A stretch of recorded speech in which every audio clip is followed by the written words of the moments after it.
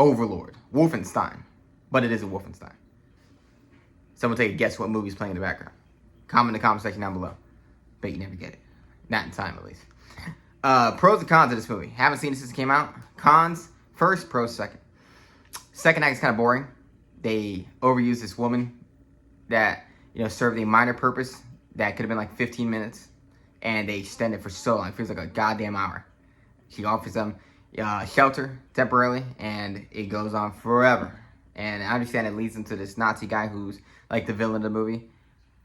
But this thing could have been cut down. Outside of that, I think other cons, I think it's an ugly looking movie. It could have been more light. They should have added some color and some vibrancy to it. It's very ugly and dark. And minus the main character, the rest of the characters are like personalities, but not really characters. They just have like voices. Pros, it kind of reminded me of a Saving Private Ryan. But pros though, first and third act, pretty good. Opening act, great. They're in a plane. Bokeem Woodbine, the great Bokeem Woodbine, has one of my favorite voices ever. Mike Milligan's one of my favorite all-time TV characters. Great setup, scary setup.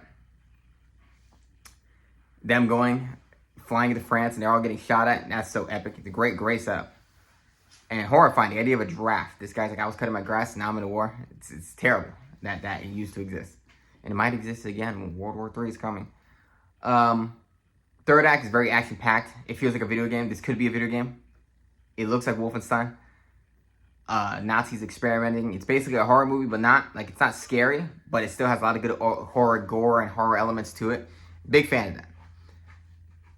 This movie is an entertaining movie, and it's a unique movie that feels like it would become a cult classic because it's such an odd, random Nazi experiment movie that feels so much like a video game movie.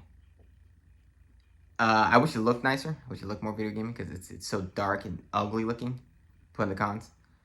But yeah, Overlord is its own unique experience. I love the main character. He reminds me of I think his name is Dobbs or something. He was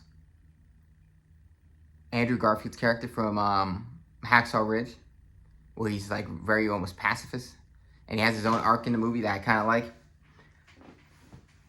Favorite scene in the movie. Well, I love Wyatt Russell. Wyatt Russell's a badass in this movie. I think it's his first movie. And he doesn't look too much like his dad to me. But he's a good character. He's a corporal, very dead serious, and he has a great just fighting a Nazi guy scene that I love. It's an epic scene. I also love when they inject this guy with a serum to bring him back. Also a great scene. Kind of reminds me of The Thing. This movie is its own unique experience, and I'm surprised that it never got a sequel. I feel like it didn't make any money. I guess because people didn't know what it was. But I'm like, I think you could easily make a sequel out of this. You could turn this into a franchise.